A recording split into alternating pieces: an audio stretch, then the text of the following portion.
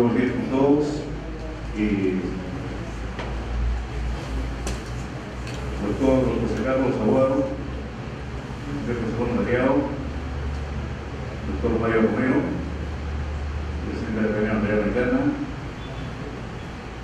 doctor Roque Díaz, presidente de la Junta de Decanos del Colegio Notarial del Perú y del Colegio Notarial de Lima, doctor Edwin Vázquez Mancilla, decano del Colegio Notarial de Lima, estimados colegas, presentes todos.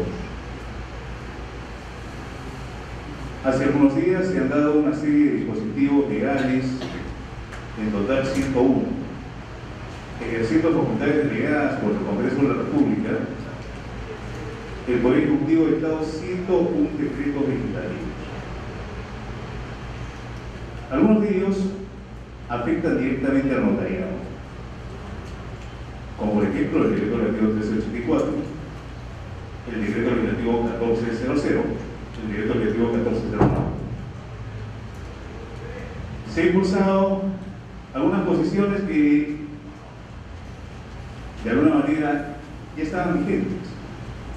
El año 2008 el Perú había suscrito la Convención de Derechos de Personas con Discapacidad, y al ser ratificado por el Congreso de la República, eso pasa a ser automáticamente norma dentro del Estado peruano. Parece ofensivo decir que la persona con discapacidad es capaz. Todos los seres humanos son dignos, iguales en dignidad, en derecho. Y no existe posibilidad de establecer una categoría intermedia o inferior.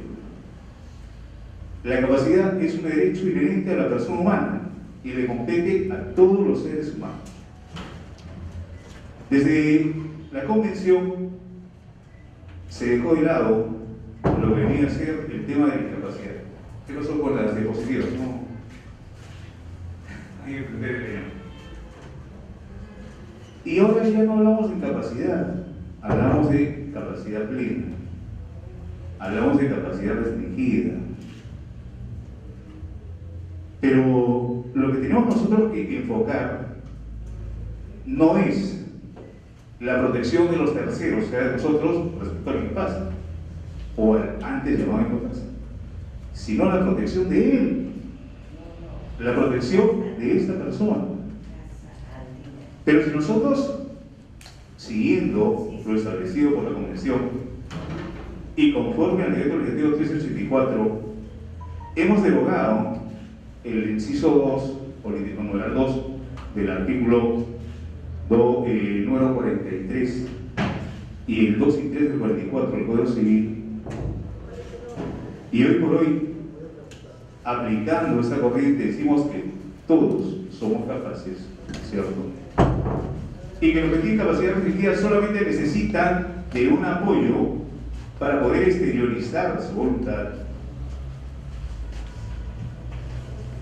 Tenemos que tener en cuenta los mecanismos de supervigilancia que garanticen seguridad jurídica para que sea debidamente exteriorizada esa voluntad por medio de este señor que viene a ser el denominado apoyo, ¿no?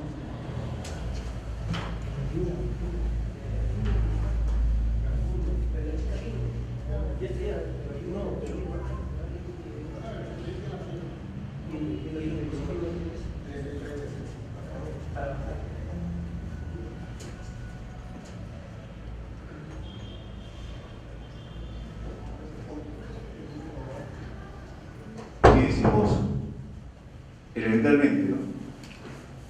Privado de discernimiento.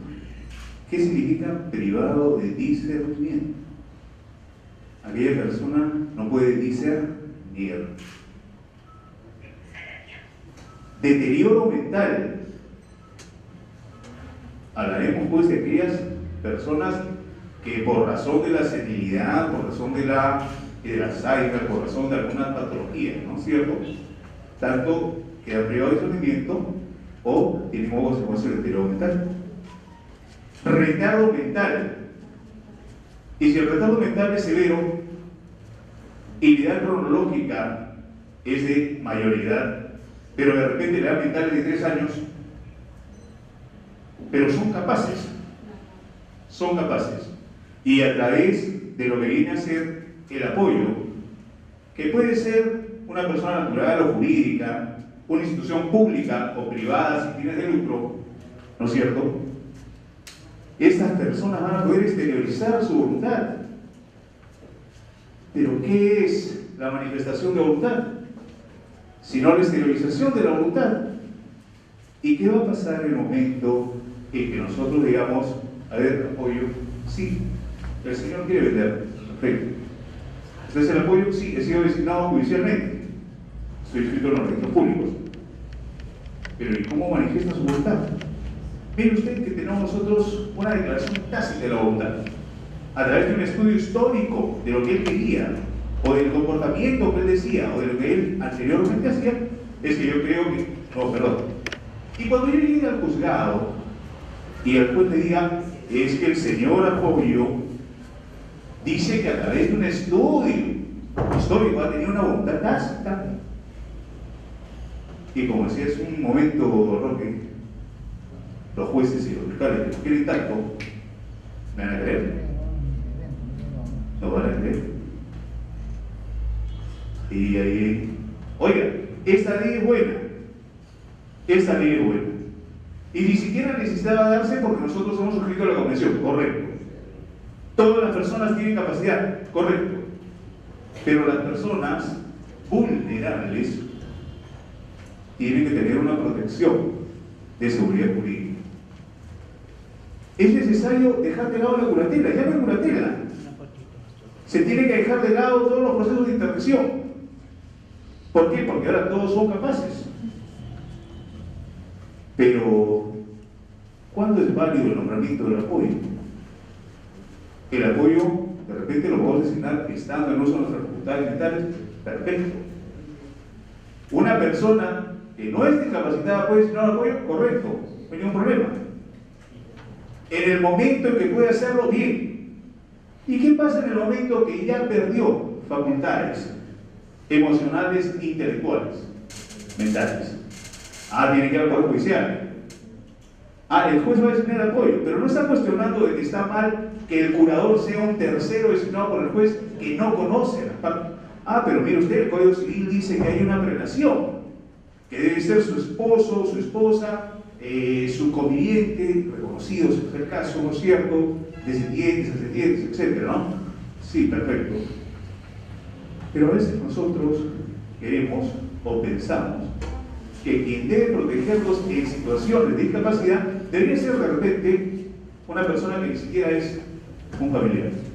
¿O acaso el hecho de que sea mi hermano o de que sea mi cónyuge me significa que realmente va a proteger a mi persona?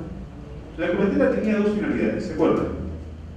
Cuidar al incapaz y administrar sus bienes.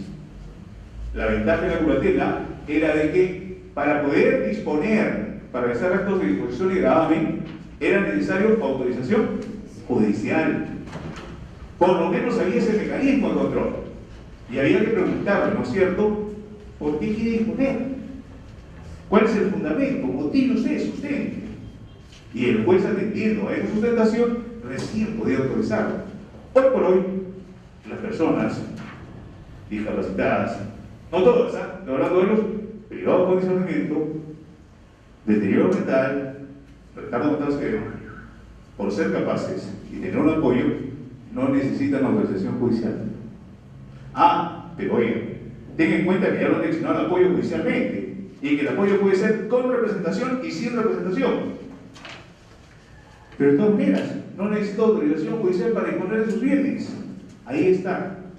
Hace un rato conversamos con Jesús me decía una cosa: hay que ver la protección, ¿no es cierto?, mirando no a nosotros que somos el entorno, sino mirando a la persona incapaz. Y en ese momento convenía analizar, ¿no?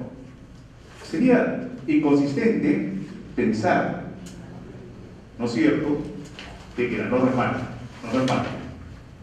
Oye, son 280 días para reglamentarla, o el Estado lo va a reglamentar, evidentemente, ¿no? pero tenemos que ser vigilantes en los mecanismos para establecer debidamente las salvaguardias, porque eso también va a ser la herramienta y el instrumento para que nosotros, al momento de formalizar la voluntad de las partes, ¿no es cierto?, protejamos al incapaz y protejamos su patrimonio, empezando por ello, y también terminemos protegiéndonos nosotros, de alguna manera, de las nulidades, de las invalidades, de la invalidez, etc. Cuando nos dicen nosotros validez del acto jurídico, automáticamente pensamos y decimos sujeto, objeto, fin y forma. Sujeto, capaz. Manifestación de su voluntad. Objeto, física y jurídicamente posible. Ilícito, forma, prescrita por ley bajo sanción de nulidad. Pero no podemos dejar de lado ese elemento. Sujeto, capaz. ¿Y los que tienen capacidad restringida? Pero ahora los que tienen capacidad restringida son pocos. Hablamos de los menores de edad, hablamos de los pródigos, hablamos de los malos gestores, hablamos de los ebrios habituales, hablamos de los toxicómanos, hablamos de los que tienen condena que llevan esa interdicción civil, y hablamos de, ahora, innovación, los que se encuentran en estado de coma. Interesante. ¿Cuántos de nosotros, estando en pleno uso de nuestras facultades emocionales, seremos capaces de designar un apoyo? Una persona cuando entra en una operación piensa en la posibilidad de que de repente puede quedar en estado de coma. Nadie va a morir, nadie piensa que va a morir, nadie piensa que va a quedar ahí, nadie piensa que va a estar discapacitado en esos temas que hemos mencionado, ¿no es cierto? Y por lo tanto no designamos un apoyo estando en uso de las facultades emocionales. Esperamos entonces que lo haga convenientemente el juez, ¿no es cierto? Y ahí vienen los riesgos a los cuales estábamos nosotros señalando. Los romanos hablaban de la capitis diminuta, que decía que eran limitaciones o restricciones en el actuar de los derechos. En principio, se presume que toda persona tiene plena capacidad de ejercicio mientras que no se haya demostrado su restricción. Entonces, el artículo 42 del Código Civil ahora dice que todos tienen plena capacidad de sus derechos, en capacidad o capacidad plena. Espinosa, respecto al Código Civil, ¿no es cierto?, decía que el Código Civil del 84 es un código de incapacidades. El artículo 16 del Código 52 contemplaba la incapacidad absoluta, señalando que era de los locos, los vacos y los pródigos declarados. El artículo 10 del Código 36 incorporaba la capacidad relativa a los mayores de 16, a los sujetos a curatela, y los comprendidos en el artículo 9 refiere a la incapacidad absoluta. Decía que son incapaces absolutos los menores de 16 años, los que adolecen de enfermedad mental que los priva de discernimiento, los sordomudos que no saben expresar su voluntad de manera ilimitada, y los desaparecidos cuya ausencia esté judicialmente declarada. Este es el antecedente histórico. El profesor de la Universidad de Sao Paulo, Silvio Rodríguez, considera que la incapacidad es reconocer que en una persona no existen los requisitos que la ley considera indispensables para el ejercicio de sus derechos. En términos blandos, la incapacidad sería la falta de idoneidad para ejercer derechos o asumir obligaciones o celebrar actos jurídicos. Pero ¿por qué está hablando de incapacidad? En realidad todos somos capaces, pero hay que entender un poquito lo que involucraba la incapacidad, ¿no? Entonces, recordando el artículo 43, nos decía todos los que eran incapaces absolutos, el 44 nos decía todos los que eran incapaces relativos. Y ellos determinaban también consecuentemente lo que venía a ser la nulidad del 219 y la anulabilidad del 221, ¿no es cierto? Y también la ineficacia estructural, que era equivalente a la nulidad absoluta, ¿cierto? Entonces, cabe señalar que la capacidad es la regla en tanto que la incapacidad era la excepción. Y se basaba en este principio, el principio pro te, que consideraba que las incapaces son tutelares, es decir, se establece el interés del incapaz o de su familia, Su fin era proteger, no restringir, ¿no es cierto? Pero el Perú suscribe la Convención del año 2008, forma parte de nuestra legislación y creemos convenientemente, ratifico, que todas las personas son capaces, todas.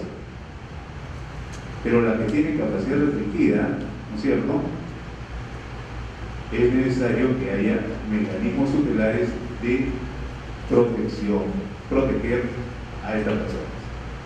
El 384 remarca que a partir de su entrada en vigencia, las personas con discapacidad no necesitan de alguien que los represente para poder votar, comprar, vender, casarse, ejercer la patria por ser sus hijos e hijas, entre otros, sino que podrán hacerlo entre ellas mismas y en caso que requieran ellas, podrán contar con la ayuda de una persona de apoyo. Entonces, tenemos ahora esta situación. Alguien me decía, pero doctor, ¿era conveniente establecer la protección de los capaces? No, pero es que los discapacitados nunca son capaces.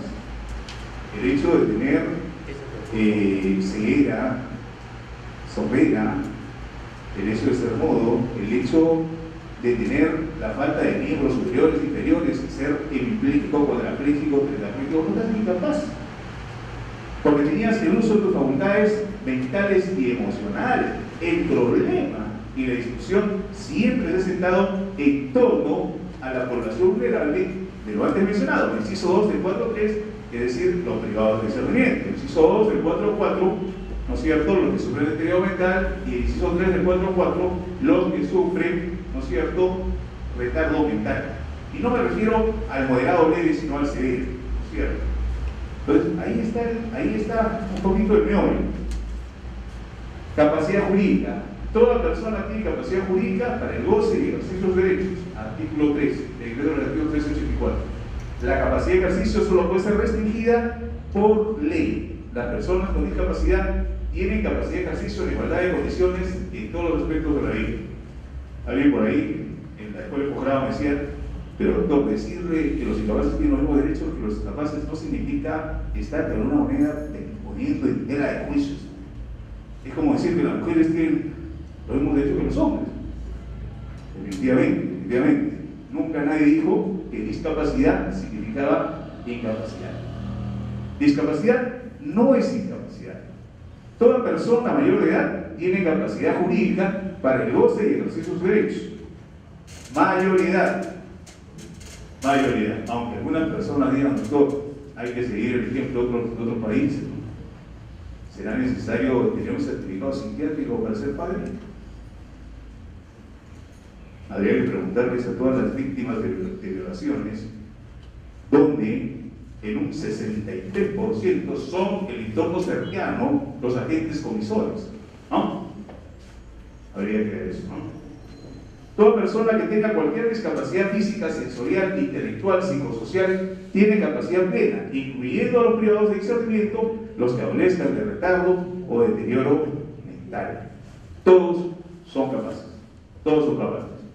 ¿Confiamos directamente en el apoyo? ¿O le pedimos al apoyo que nos diga cómo es que está manifestando su voluntad este discapacitado? Oye, pero si ni siquiera puede abrir los ojos, no levanta las manos, no mueve la cabeza. Siempre los notarios nos guiamos estar ubicados en tiempo, espacio y persona, ¿no es cierto? ¿Dónde estás? ¿Qué época estás? ¿Qué año estás? ¿No es cierto? ¿Y qué vas a hacer acá? Porque nosotros damos fe de que actúan con libertad, con capacidad y con conocimiento suficiente de alto control. Pero, oye, está exteriorizando su voluntad a través de un tercero. Pero ese tercero no es un representante, porque este señor, ¿no es cierto?, lo habíamos dicho que puede tener o no representación. Pero ¿cómo es que él supo de su voluntad? Hoy es manifestación de voluntad tácita. Sí, pues, pero ¿cómo me convence que el Señor quiere vender? ¿Cómo me convenzo que no estoy poniendo en riesgo a la persona y a su patrimonio?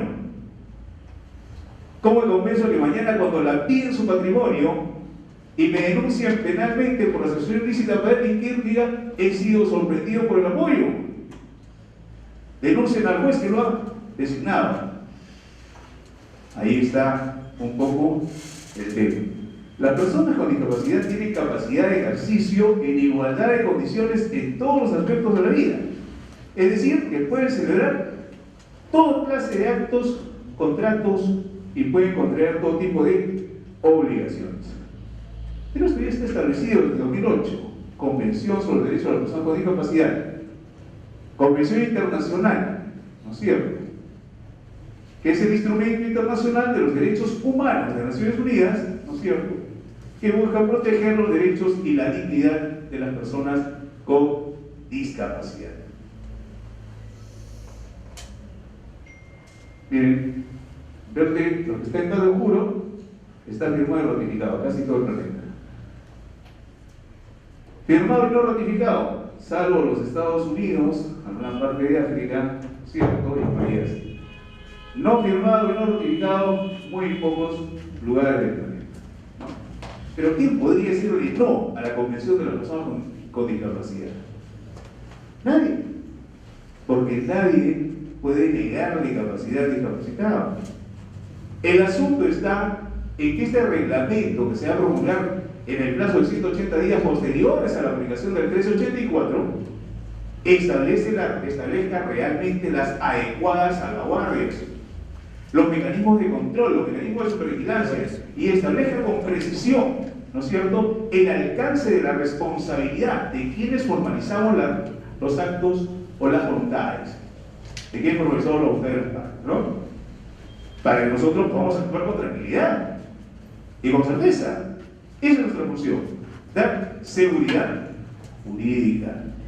Seguridad jurídica. Como decía, pues, evidentemente, Alfonso el Sabio, ¿no es cierto?, en esas famosas partidas, frontal abierta, juzgado cerrado.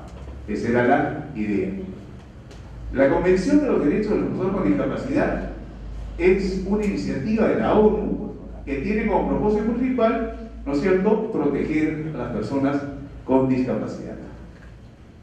El artículo 12 de la Convención reconoce igual derecho a las personas en cuanto a la capacidad jurídica de las personas capaces con quienes tienen discapacidad psicosocial. O sea, todos en ese sentido tienen capacidad. O sea, que lo que ha hecho el 1384 sencillamente es poner dentro de la legislación estrictamente nacional, a pesar de que yo estaba con la Convención Europea, lo que decía la Convención. La capacidad es un derecho inherente al ser humano. La Convención establece que las personas con discapacidad tienen plena capacidad jurídica. Se entiende como la capacidad para asumir derechos, contraer obligaciones en forma personal, en igualdad de condiciones con los demás, sobre la base de principios rectores, lo que viene a ser el respeto a la dignidad, la no discriminación, la participación e inclusión plena en la sociedad, el respeto por la diferencia y aceptación de las personas con discapacidad, la igualdad de oportunidades, la accesibilidad, la igualdad entre el hombre y la mujer y el respeto a la evolución en las facultades de las niñas y de los niños con discapacidad. Ahora yo me pregunto, viendo el lado directo, viene una persona que tiene síndrome de Down, tiene su DNI, y viene y dice: señor, voy a vender. ¿Alguno de los notarios presentes formaliza tranquilamente su voluntad? ¿O la mayoría tendrían cierto reparo? Legalmente no pueden tener reparo. No puede, bueno, este señor tiene Down, pero es licenciado en administración, graduado en San Ignacio de Loyola, y aparte es jefe del área de almacén del grupo Secosud. ¿Y qué pasaría si me trae una persona que está en estado de coma? O me dice, vamos a hacer una venta a una persona que está en estado de coma. ¿Estaremos en la misma posibilidad de comparar?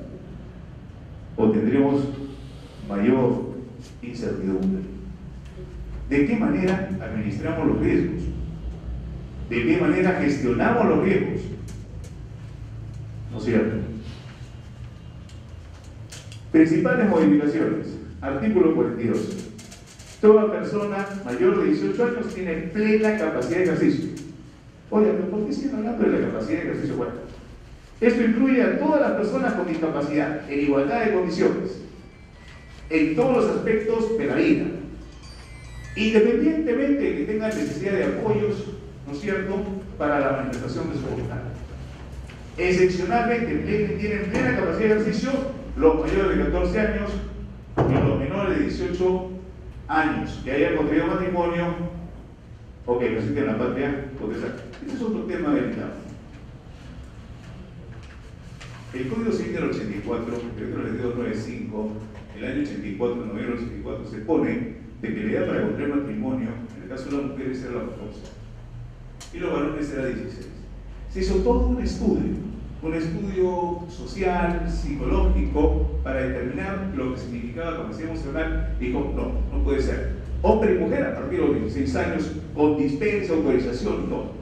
O sea, algunos países hicieron un ensayo, hicieron bajar la minoría de edad a los 16 años, inmediatamente dieron marcha atrás, porque aún a los 18 años se establecía que no había madurez emocional. A los 14 años, pasando de la pubertad a la adolescencia, estarán, ¿no es cierto?, en posibilidad real de hablar de algún tipo de capacidad. Oye, pues es que pueden casarse, tendrán madurez de repente sexual, no tienen madurez emocional. 14 años. En el Perú se puso de que la edad para el matrimonio era 16 años, hombres y mujeres, después de lo que dijo el Código del 84, pero ahora se ha bajado a 14 años. Ahora, a partir de los 16 años, las personas pueden emanciparse. Quien tiene un título que lo autoriza a ejercer arte, profesión o oficio, puede emanciparse a partir de los 16 años, ¿no es cierto? Bueno, son supuestos excepcionales. En el caso de los que son, de los menores también, inclusive menores de 16, que son padres, no se han casado, no se han emancipado, pero respecto a lo que viene a ser derechos, como viene a ser tutela, en este caso sería patria potestad, tenencia, regímenes, alimentos, en todo caso, por el hecho de ser padres, tienen esta capacidad, lo que es legal, ¿no? Entonces, hay bastante discusión acerca también de esta modificatoria del Código Civil que permite hoy por hoy el matrimonio de los menores de edad, a partir de los 14 años, ¿no es cierto? Entonces viene la idea, necesaria derogación. Si nosotros cumplimos con la convención, era necesario derogar pues, los artículos, el numeral 2 del artículo 23 y el 2 y 3 del artículo 44. Prohibición. No se puede distinguir entre capacidad de goce y capacidad de ejercicio. ¿No es cierto? Artículo 42. Capacidad plena. Simplemente 18 años de edad. Nada más. Es el requisito. Adición de lo que era anteriormente causales de incapacidad relativa, ahora en la capacidad de uso de capacidad restringida, el numeral 9 que involucra a las personas que se encuentran en estado de coma, siempre que no hayan designado un apoyo con anterioridad. Entonces, ¿qué nos queda? Solamente esto, bueno, el caso de los códigos, bueno, los gestores, son los rectores, toxicómanos y los que tienen pena que ya realizan la intervención civil, ¿no es cierto? Ajustes razonables y apoyo. Toda persona con discapacidad que requiera ajustes razonables o apoyo con el ejercicio de su capacidad jurídica puede solicitarlos o designarlos de acuerdo a su libre elección. ¿Cómo lo puede designar? Notarialmente. Entonces, ¿qué hacemos? ¿Un procedimiento no contencioso para designar un apoyo?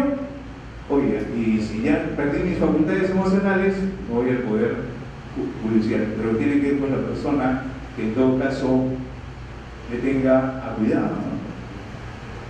¿Qué son los apoyos? Son figuras jurídicas creadas conforme al decreto antes mencionado, ¿no es cierto?, donde se establece que las personas con discapacidad pueden ejercer plenamente sus derechos de manera autónoma y en igualdad de condiciones. Oye, tenemos que incluirlos en la sociedad, pero si siempre estuvieron incluidos. No, lo que pasa es que no necesitamos, es otra cosa, no exigíamos el cumplimiento normativo, ¿no es cierto? se restringe fuertemente la figura del curador al punto de que algunos consideran que se ha derogado la curatela. Pero si ven ustedes el Código Civil, todavía hay algunos tipos de curatelas especiales, ¿no es cierto? El curador era la persona nombrada por el juez para que tome las decisiones en lugar de la persona con discapacidad, y en lugar del curador ahora se crean las figuras de apoyo y salvaguardas. El artículo 140 agrega en el numeral 1, 140, ¿no es cierto? Decía que el acto jurídico, la manifestación de voluntad destinado a crear, modificar, regular, relaciones jurídicas. Ahora se agrega la plena capacidad de ejercicio. Oye, pero si en el 140 siempre estuvo los requisitos de sujeto, objeto y forma, y cuando decíamos sujeto, tenía que ser sujeto capaz, y tenía que ser, bueno, ahí por el lado del sujeto capaz, para todos capaces, tenía que haber manifestación de voluntad. De todas maneras, preexiste la manifestación de voluntad, tiene que haber manifestación de voluntad, o expresa o tácita. Ahí está el tema. Manifestación de voluntad puede ser expresa o tácita. Es expresa cuando se realiza oralmente, por escrito o a través de cualquier medio directo, manual, mecánico, digital, electrónico, mediante el lenguaje onomatopeico, lengua de señas o algún medio alternativo de comunicación, incluyendo los ajustes razonables. Claro, si es ciego, tiene la forma de expresarlo; si es sordo, si es mudo, etc., podemos utilizar estos apoyos. El problema no está acá. El problema está acá. La expresión de la voluntad tácita. Cuando la voluntad se infiere indubitablemente de una actitud o conducta reiterada en la historia de la vida que revela su existencia. O sea, ¿cómo hacemos? Hacemos un estudio histórico, llamamos a los hermanos, a los padres y vemos cuál es el antecedente histórico. Oiga, pero usted tiene que ser diligente. Usted tiene que otorgar el acto entre los plazos establecidos. Usted no me va a perjudicar mi prioridad porque está demorando en el plazo. No, señor. ¿Cómo hago esto? Pero si usted no quiere hacerlo, oiga, el libro de reclamaciones, dictadura del consumidor, ¿no es cierto? No me quiere atender pese que tengo el apoyo o soy el apoyo designado. No puede considerarse que existe una manifestación tácita cuando la ley exige declaración expresa. Pero en todos los actos, la autonomía privada de la voluntad exige una expresa manifestación de la voluntad. Porque ¿qué viene a ser el acto jurídico? La declaración de la voluntad. ¿Y qué viene a ser el contrato? El acuerdo de voluntades. Y lo mismo involucra los pactos, convenios y acuerdos en general, ¿no es cierto? ¿Y cómo se perfecciona? Por el consentimiento de las partes. ¿Y cómo se establece? Con prestaciones recíprocas comúnmente, ¿no? ¿Y cuál viene a ser, en todo caso, la ley de las partes, sino las cláusulas que han sido voluntariamente establecidas por las partes? ¿Cierto? Y si hablamos de la libertad contractual, es la libertad que tienen las partes de fijar el contenido de los contratos. Y si hablo de la libertad de contratar, de escoger con qué contrato. Oye, ¿cómo hacemos con esta declaración tácita de la voluntad? Si este señor está en coma.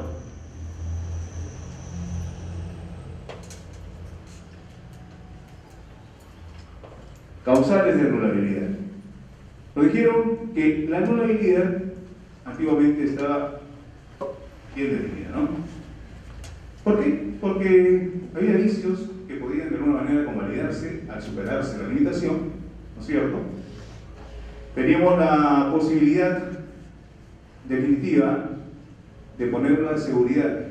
¿Por qué? Porque eran vicios de la voluntad. Error, dolo, violencia, intimidación, perfecto, ¿no? Pero qué voluntad si no la puedo ver. No la puedo ver. Es anulable por capacidad de ejercicio restringida de la persona contemplada en el numeral 1 al número 8. ¿Por qué sigue poniendo el numeral 1 al 8 si ya han derogado el 2, el 3 y ahora hay el 9? ¿No es cierto? Bueno, son errores de redacción en la norma. Capacidad de ejercicio restringida en beneficio propio. Cuando viene más de un sujeto que integra una misma parte, por ejemplo una copropiedad, uno que emplea sus facultades y el otro que tiene alguna discapacidad, la capacidad de ejercicio restringida de uno de ellos no puede ser invocada por el otro, ¿no es cierto?, salvo cuando es indivisible la prestación o su objeto.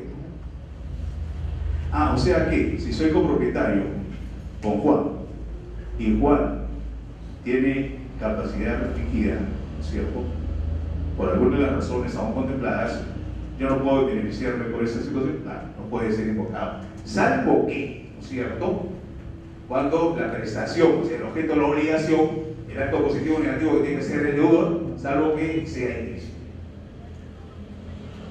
Impedimentos absolutos, por ejemplo, en cuanto al matrimonio, contempladas en el artículo 44, número 9. Claro, si está en coma, sería interesante, ¿no?, que el apoyo venga y exteriorice su voluntad de matrimonio. Sería interesante, pero no puede ser. ¿No es cierto? Prohibiciones especiales. No puede contraer matrimonio el tutor o el curador con el menor o con la persona con capacidad restringida, ¿no es cierto?, durante el ejercicio del cargo ni antes de que esté judicialmente aprobada las cuentas. 2 puntos. Primero, tiene que haber vencido su cargo y tiene que estar judicialmente aprobadas las cuentas. Pero mira acá que dice más abajo: salvo que el padre o la madre autorice. O sea, todavía estando en esa relación de administración y sin aprobación de cuentas, ¿puede casarse? Sí, pues, por acá lo dice: cuando el padre o la madre de la persona sujeta a tutela hubiese autorizado el matrimonio. El tutor que implica la prohibición pierde la retribución, o sea, no va a poder cobrar, ¿no es cierto? Algunos puntos positivos: el reconocimiento del hijo extramatrimonial por los abuelos o abuelas de la respectiva línea. ¿Cuándo? Cuando el padre o la madre hayan fallecido, o cuando se encuentre en el impedimento del artículo 27, es decir, o sea, menor de 14 años. Cuando el padre o la madre se comprendió el artículo 44 y 9, el hijo extramatrimonial, es el caso al cual se refiere. Interesante, sí, pero anteriormente podrían los abuelos también realizar este reconocimiento. Bueno, pero se ha puesto entero, ¿no? Se ha puesto entero, esto es positivo. Causal de suspensión de la patria potestad: se adiciona o se modifica el numeral 1 del artículo 466, dice: cuando el padre o la madre tenga capacidad de ejercicio restringida. Se puede suspender la patria potestad cuando tenga capacidad de ejercicio restringida en cuanto a lo que viene a ser el estado de coma. Alguien me decía por ahí, pero doctor, es incorrecto, porque yo puedo entrar en un estado de coma, e inclusive por algunas patologías puedo ser inclusive al coma en forma temporal y perdería mi patria potestad. Suspensión de la patria potestad cuando el padre o la madre tenga capacidad en cuanto al estado de coma, por ausencia judicial declarada del padre o de la madre, cuando se declara ausente, y cuando se compruebe que el padre o la madre están impedidos de hecho para ejercer la patria potestad. Requisito indispensable para la curatela. Pero ¿cómo no dicen que ya no hay curatela? No se puede nombrar curador para las personas con capacidad de ejercicio restringida contempladas en los numerales 4 al 7 del artículo 44. Entonces, no puede nombrarse ni para el pródigo, mal gestor, ebrio habitual ni toxicómano. Facultades para solicitar interdicción. ¿Cómo? ¿No es que ya no hay interdicción? Puede pedir interdicción la persona con capacidad de ejercicio restringida según el artículo 44, numerales del 4 al 7.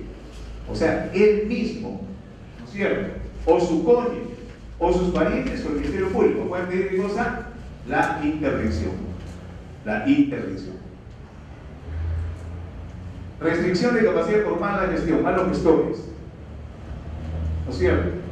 Las personas que por esta causa han perdido más de la mitad de sus bienes. Oigan, o sea que si yo pierdo o latido mi patrimonio en más de la mitad de mis bienes, puedo ser, ¿no es cierto?, limitado en cuanto a mi capacidad como capacidad restringida. Sí, siempre y cuando tenga cónyuges o herederos forzosos. Condición, que tengan cónyuges o herederos forzosos. La curatela dativa. La curatela de las personas con capacidad de ejercicio restringida a que se refiere los artículos 4, 584, 585, 586, corresponde a la persona que designa el juez escuchando al Consejo de Familia. Generalmente le van a dar pues en el orden que hemos dicho, ¿no? El cónyuge, ¿no es cierto?, que mantenga todavía convivencia. Pues puede ser cónyuge que están separados de hecho, ¿no? O cuando existe concubinato, si también existe relación de convivencia, luego vendrán pues, los descendientes, luego los ascendientes. Y luego los ya pues hasta lo más lejano, ¿no? Se requiere curador especial para los intereses de las personas sujetas a tutela o curatela que estén en oposición a los tutores o curadores o a los otros menores. Miren, si una persona que está sujeta a tutela o curatela en oposición a su tutor o a su curador, es necesario la designación de un curador especial. Los menores o las personas con capacidad de ejercicio restringida, como tiene el 4.4 del 1 al 8, que tengan bienes lejos de su domicilio y no puedan ser convenientemente administrados por el tutor o curador. Entonces tienen que tener una tutela especial porque necesitan a alguien que cuide sus bienes y que esté próximo a ellos. Bueno, pero seguimos con la idea, ¿no?, de que hay que cuidar al incapaz y administrar sus bienes. No, ya no es incapaz, está hablando simplemente de la administración de sus bienes. El cese automático de la curatela, ¿no?, por rehabilitación. La curatela instituida en los casos que hemos dicho de Freud, los gestores y los directores toxicómanos, ¿no es cierto?, cesa por declaración judicial que levanta libertad. No es que automáticamente ha cesado con el decreto legislativo 1384, no. Es necesario que haya declaración judicial. La rehabilitación puede ser pedida por el curador o por cualquier interesado. Rehabilitación de los antes mencionados, ebrio, pródigo, toxicómano y clandestino, ¿no? En este caso, solamente puede ser solicitada cuando dure más de 2 años y que no ha dado lugar en interdicto a ninguna queja. O sea, si han pasado 2 años y no hay ningún problema subsecuente por estas situaciones, puede ser solicitada la rehabilitación inmediata, ¿no? No pueden otorgar testamento los ebrios, toxicómanos y los que sufren pena anexa que llevan anexa a la interdicción civil.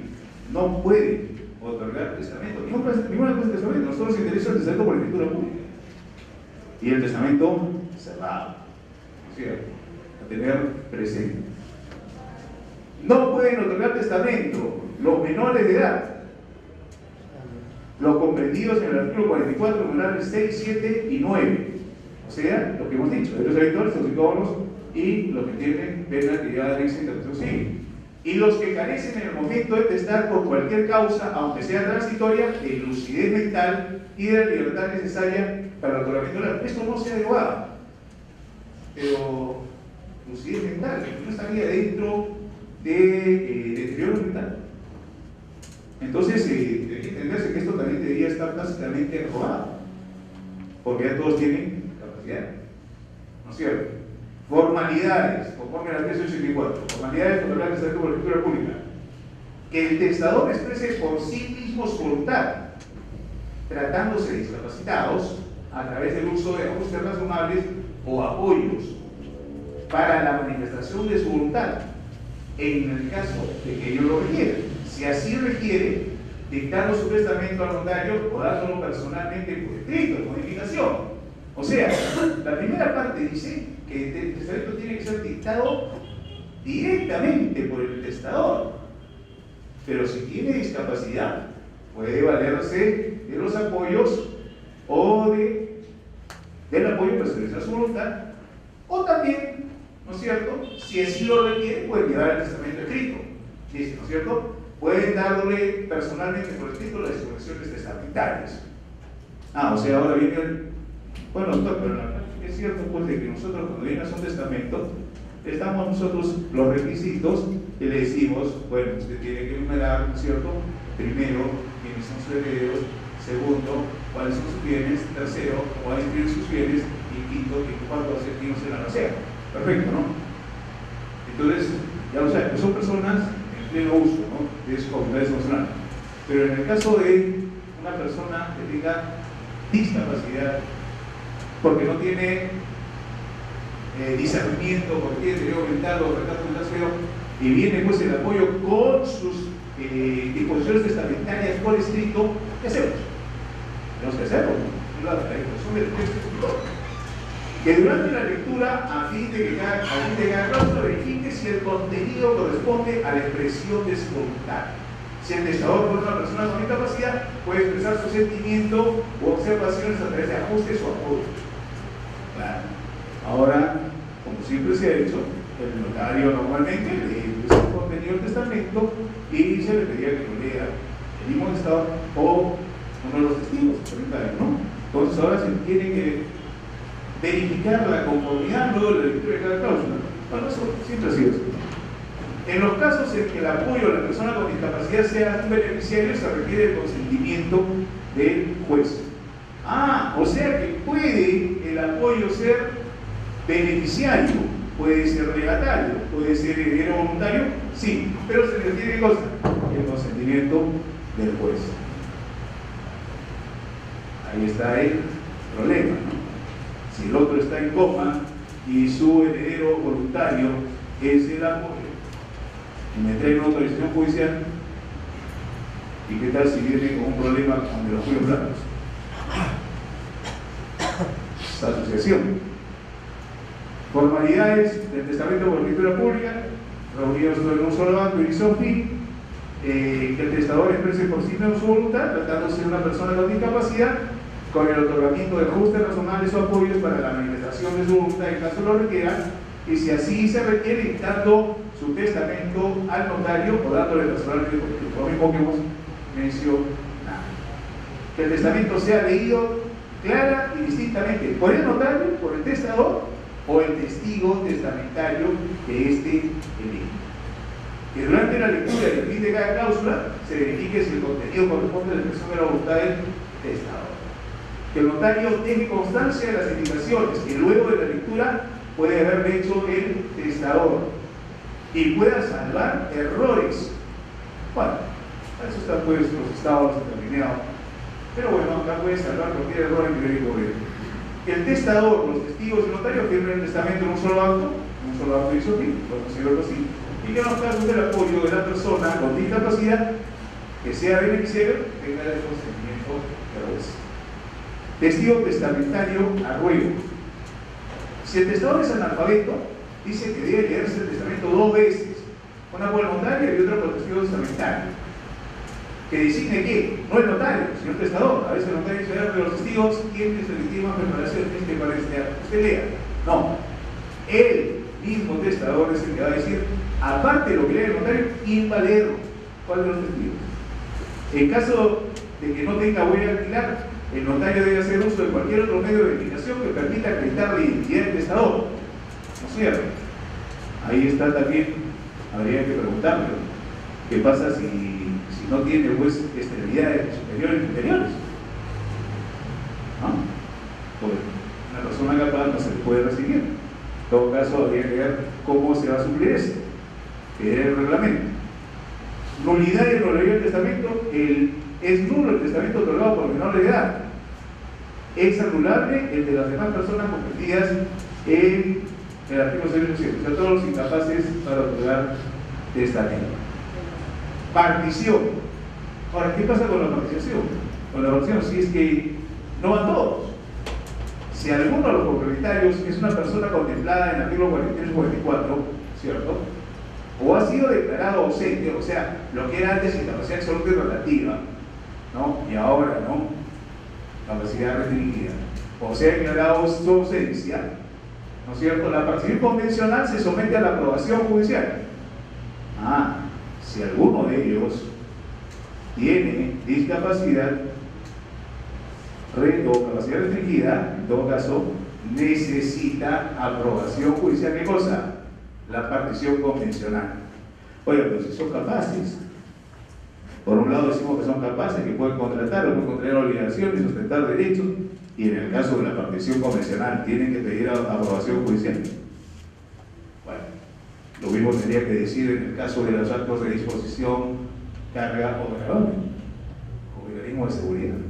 Creo que sería conveniente. Consignación judicial o extrajudicial. El ofrecimiento puede ser judicial o extrajudicial. Es judicial en los casos en que se hubiera pactado y además cuando no estuviera establecido contractual o legalmente la forma de hacer el pago, cuando por causa que no le sea imputable el deudor estuviera impedido de cumplir con la prestación en la forma prevista o cuando el acreedor no realiza los actos de colaboración necesarios. Más abajito, ¿no es cierto? Cuando se encuentre ausente o fuera una persona contemplada por los artículos 43 y 54 del Código Civil, o sea, cuando sea capacidad restringida, ¿no? O sea, hay capacidad restringida, pero no hay representante, no hay curador, no hay apoyo designado. Entonces, necesariamente tendrá que ser la consignación judicial. Contratos que pueden celebrar las personas con capacidad de ejercicio restringida, ¿no es cierto?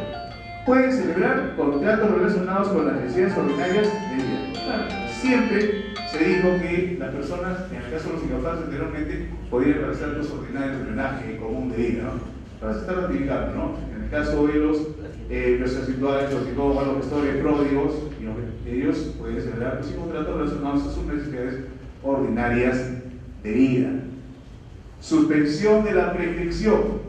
Cuando la persona con capacidad de ejercicio restringida, ¿no es cierto?, no cuente con representantes legales. Entonces, se suspende la prescripción si no tienen representantes legales.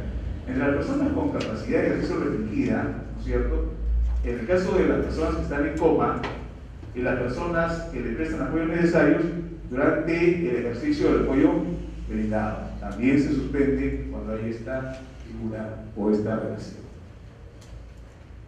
Artículo 20.30 de los registros públicos. Se inscriben en este registro de cosas las resoluciones o escrituras que establezcan o modifiquen la designación de apoyos, salvaguardias de personas naturales. Oye, o sea que ¿cómo va a ser la designación de los apoyos a nivel notarial? ¿Va a ser por procedimiento no contencioso o va a ser por escritura pública directa?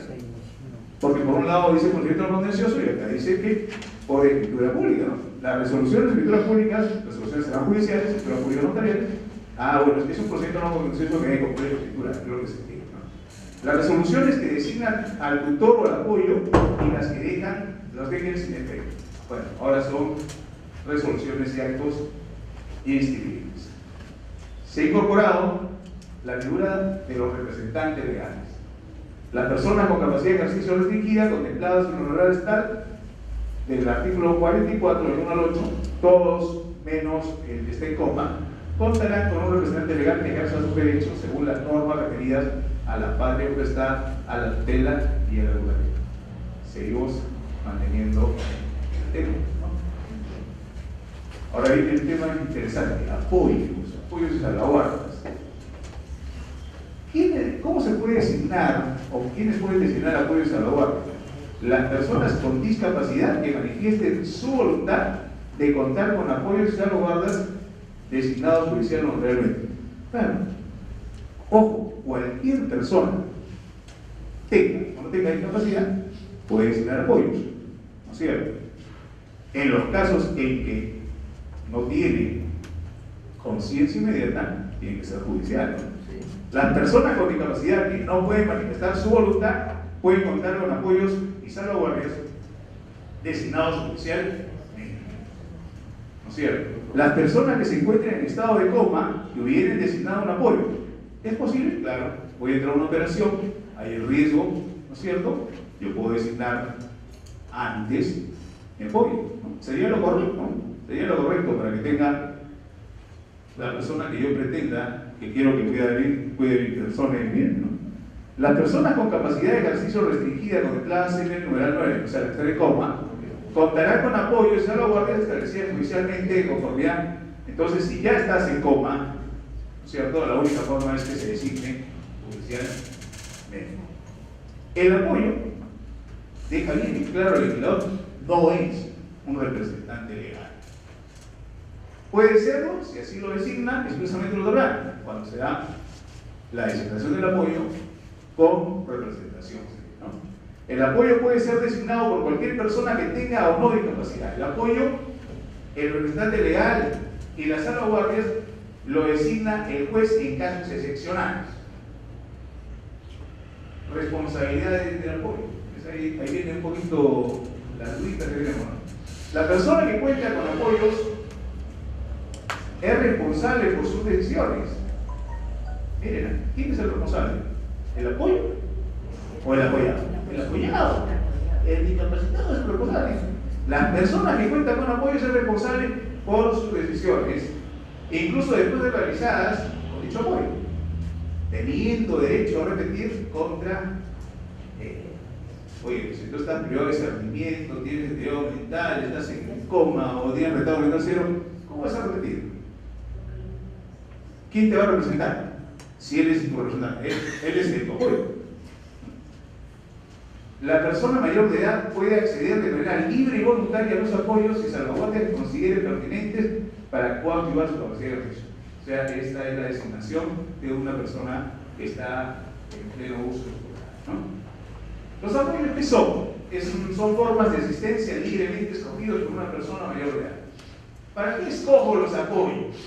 Para facilitar el ejercicio de sus derechos, incluyendo el apoyo en la comunicación, en la comprensión de los actos, de las consecuencias, en la manifestación de su voluntad, en la interpretación de su voluntad de quien requiere el apoyo. Amplísimo. No solamente exteriorización, sino interpretación, sentido y alcance. El apoyo no tendrá las facultades de representación, salvo en los casos que ellos establezcan expresamente por decisión de las personas con necesidad de apoyo. O sea, la ley de representación tiene que decir expresamente, en el orden establecido por el artículo 569, cónyuge, ¿no es cierto?, ya se no separado judicialmente o notarialmente, juzga con el deber de cohabitación, dice el artículo 89, sí. Los padres, los descendientes, prefiriéndose el más próximo, más remoto, en igualdad de grado, de condenación. La preferencia la decide el juez, oyendo al Consejo de Familia. En cuarto orden, los abuelos, los descendientes, y en último orden, los colaterales, empezando por los hermanos. Salvaguardias. La lista ahí. Algunos colegas me decían, doctor, mira, lo que pasa es que con esto nosotros nos protegemos porque nos están diciendo que podemos hacer los actos de estas personas. Otros colegas me preguntaban, conversábamos en la maestría notarial, me decían, oye, pero ¿y quién va a asumir los riesgos? Doctor, tiene luces y sombras, para toda ley tiene luces y sombras, ¿no? Las salvaguardias son las medidas para garantizar el respeto de los derechos, la voluntad y las preferencias de las personas que reciben el apoyo. Medidas para garantizar que previenen el abuso o influencia indebida de los apoyos, evitando la afectación o puesta en riesgo de sus derechos de los discapacitados. Entonces tiene que haber mucha precisión para ver cuáles son estas medidas de supervigilancia. La persona que solicita el apoyo al juez o el juez interviniente establece las salvaguardias que estime conveniente. Si yo estoy en dos dificultades emocionales, yo pongo ahí cuáles son las salvaguardias que quiero ver. O si no, lo hace el juez, ¿no es cierto? Indicando, por ejemplo, los plazos también de revisión de los apoyos, las salvaguardias convenientes para el caso concreto y también los plazos de revisión. Esto es muy importante, ¿no? Es necesario que exista un órgano de supervigilancia, ¿no es cierto?, de los apoyos. Así como es el caso de los comités, o en el caso de las fundaciones, hay un consejo de supervigilancia de fundaciones, o en el caso de los comités, cuando se va a disolver, se tiene que rendir los cuentos a quién, al tercer punto. Tiene que haber alguien que supervigile esto, para evitar que pueda perjudicar el derecho de la población vulnerable, ¿no es cierto? También se les llama a los apoyos formas de asistencia libremente elegidos, ¿no es cierto? El apoyo no tiene facultad de representación, ya se ha mencionado. Necesita que expresamente se diga que tiene facultades de representación. Cuando el apoyo requiere interpretar, determinar el sentido y el alcance de la voluntad de la persona, ¿cierto? Cuando requiera interpretar la voluntad de la persona a quien le asiste, se aplica el criterio de la mejor prestación de la voluntad, considerando la trayectoria de vida de la persona. A ver, ¿cuál será la mejor prestación de la voluntad? ¿Qué será lo que más le conviene al incapacitado? ¿No es cierto? ¿Y qué hago para ver qué es lo que más le conviene? Otra vez, voy al récord histórico. La trayectoria de vida de la persona, sus manifestaciones de voluntad en casos similares o contextos similares, la información con la que cuenten personas de confianza de la persona asistida. Ah, entonces, yo notario, ¿qué necesito? ¿Qué necesito? ¿Cómo verificamos esta? Si está bien. ¿Quién es el que tiene que contactarse con los familiares, ver cuál ha sido la manifestación de voluntad en casos similares, de similar contexto, cuál ha sido la trayectoria de la persona? Es el apoyo. ¿Y cómo me lo acredita a mí? Porque yo voy a formalizar la voluntad. ¿Cómo me lo acredita? Entonces, el reglamento tiene que decir, ¿no es cierto?, los requerimientos mínimos de acreditación. Es lo que tendría que darse. Entonces, los sistemas de apoyo son mecanismos proporcionales y adaptados a los requerimientos de la persona con discapacidad, que buscan garantizar el pleno ejercicio de su capacidad jurídica. Naturaleza: los apoyos son mecanismos de asistencia que facilitan a la persona con discapacidad el ejercicio de sus derechos. Estos mecanismos se dan en la declaración, en la comprensión, en los efectos y en la interpretación de la voluntad. Puntos bastante delicados, ¿no? Bueno, vamos a cumplir un poco, porque ya por ahí hay que están haciendo unas líneas, ¿no? La ley definitivamente no es mala. La ley es buena. Es un derecho humano. Le corresponde a todos los seres por la sola condición de ser seres humanos. El reglamento requiere que el notariado coparticipe con el Ministerio de Justicia y con el Ministerio que va a ser el MIDIS de la mujer, ¿no?, para ver el reglamento, para proteger al discapacitado en los casos antes dichos, directamente e indirectamente, para tener tranquilidad en el ejercicio de nuestra función. Tarea importante para el doctor Roque, para la Junta de Decanos, para nuestro colegio, ¿cierto? Lo cual comentamos también acá al presidente del Consejo, para que coadyuve definitivamente la seguridad jurídica del discapacitado y también de los depositarios de la República, de los titulares de la fe pública. Es el mecanismo necesario para poder garantizar la seguridad jurídica. No es cuestión de que incrementemos el nivel o el número de escrituras o de actos y contratos, e incrementemos también en forma incontenible el riesgo. Tenemos que tener la adecuada tranquilidad para el ejercicio de la función. Punto aparte. Respecto a la certificación digital, no quiero irme sin antes comentar. Me parecía interesante, conversando con Jesús hace un rato. En España los únicos que tienen firma digital son los notarios.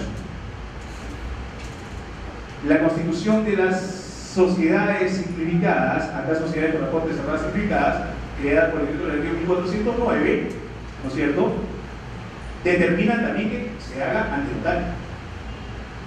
Así que este malvendido blockchain, que implica el gobierno digital directo sin notario, es terriblemente peligroso, no solamente con el riesgo de lavado de activos, sino con la posible usurpación de lo que viene a ser la voluntad de quienes aparentemente constituyen. En algunos países, cuando se ha iniciado proceso por blanqueo de capitales, han mencionado a estos señores de que nunca han constituido una sociedad simplificada y que nunca han tenido firma electrónica, pero aparece en la Constitución. No vaya a ser como en el caso de los teléfonos. ¿Se acuerdan ustedes que unas personas tenían 200 o 300 teléfonos a su nombre y nunca habían sacado ni un celular? y mala suerte, con esos celulares estaban extorsionando agentes de los penales. Entonces, tarea inmediata, también para notariado, mucho cuidado con la certificación digital. Ahora con nuestro compromiso vigente, que significa coadyuvar lo que significa la seguridad jurídica frente al lavado de activos. Y el mismo riesgo con el decreto legislativo 1400 cuando se abre la constitución de garantía mobiliaria con firma digital. Y habrá que preguntarle qué significará solamente con firma autógrafa. Necesita pronunciamiento por parte de nuestro compañero. Muchas gracias. Antes de ir a la bolsa, tenemos una palabra de cara al colegio notario de Ista, Dr. Vázquez Mancilla.